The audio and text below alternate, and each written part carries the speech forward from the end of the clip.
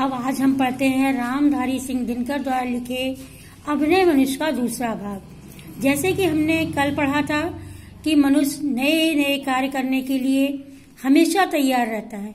उसे नई प्रतियोगिता चाहिए जिसमें वो भाग लेके नया स्थान पा सके और नई खोज कर सके। उसी प्रकार से आगे दिया है, पर धरा सुपरीक्षिता विश्लिष्ट स्वाद विहीन, यह पढ़ी पोथी न दे शक्ति प्रवेग नवीन, यह लघु हस्तामलक, यह भूमि मंडल गोल, मानवों ने पढ़ लिए सब पृष्ठ जिसके खोल।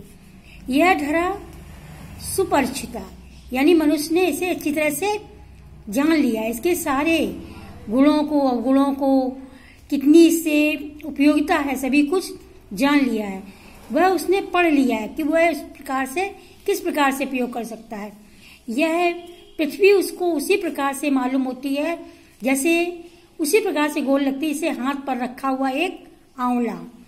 मानवों ने इसे पढ़ा और इसके सारे सब कुछ खनिज अंदर बाहर ऊपर जितने ही इसकी उपयोगिता थी सब कुछ जान लिया। किंतु नर प्रज्ञा सदा गतशालिनी, उद्दाम ले सकती नहीं कहीं, रुक एक पल विश्राम, यह परीक्षित भूमि, यह पोथी पठित प्राचीन, सोचने को दे उसे अब बात कौन नवीन, यह लघु ग्रह भूमंडल व्योम यह संकीर्ण, चाहिए नर को नया कुछ और जग वितीर्ण। यहाँ पर दिनकर जी ने कहा कि मानव की बुद्धि सदैव तीव्र गति से चलती रहती है। वह एक क्षण के लिए भी रुक नहीं सकती और एक पल के लिए विश्राम नहीं लेती है। मानव ने सम्मुख अब सम्यक यह है कि वह अपने कदम किस ओर बढ़ाए, अर्थात किस नवीन दिशा की ओर आगे चले। मानव ने धरती की वह पुस्तक को भली बात पढ़ लिया, अब वह यह उसके लिए पुरानी पड़ गई है और उसके चिंतन के लिए कोई नई बात शेष नहीं रह गई है। यह संपूर्ण भूमंडल उसके लिए छोटा सा ग्रह बनकर रह गया है और वह आकाश उसके लिए सीमित हो गया है। अब तो मानव अपने लिए कोई नया क्षेत्र चाहता है। वह चाहता है कि अब कोई उसे नया और व्यापक संसार प्राप्त हो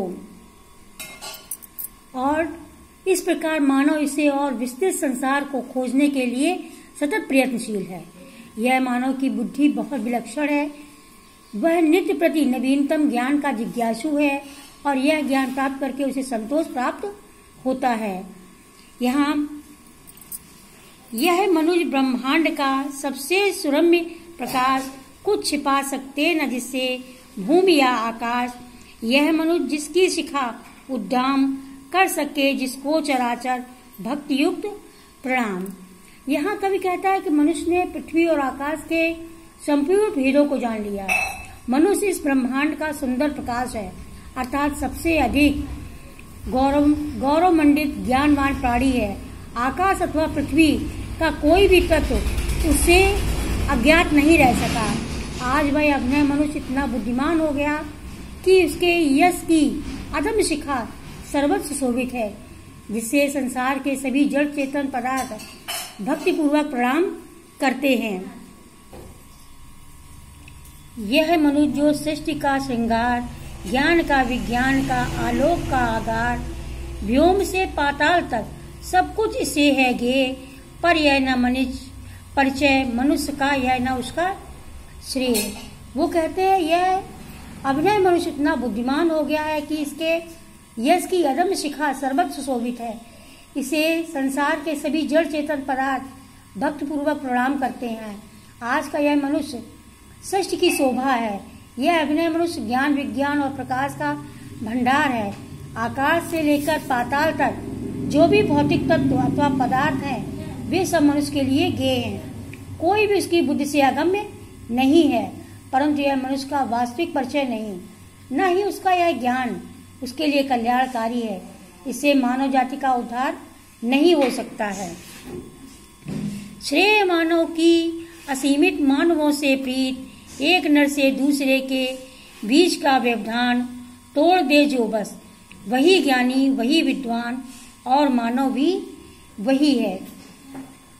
मनुष्य के वास्तविक कल्याण का उपाय यह है कि वह मात्र शुष्क बुद्धिवादी बनने के स्थान पर संवेदनशील हृदय की सत्ता स्थापित करे।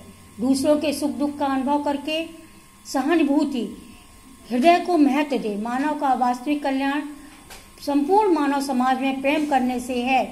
जो मनुष्य देश काल खान पान इत्यादि कारण मानव के बीच उत्पन्न हुई दूरी को अलगाव को मिटाकर पूरे संसार के मनुष्यों को अपना बना ले, एक समझे, वही सच्चा ज्ञानी है, वही विद्वान है और वही सच्चा मनुष्य भी है।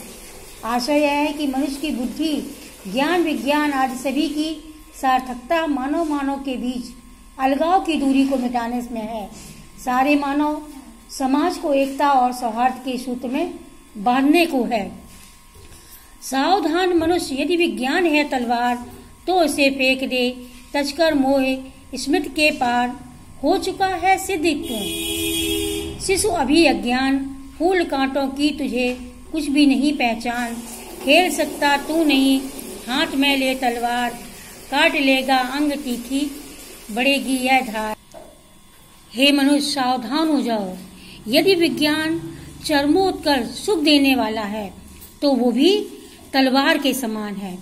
तू उसे फेंक दे, इसका मोह तजकर, अपने सुख सुविधाओं को पार करके, क्योंकि तथाप सच्चाई यही है।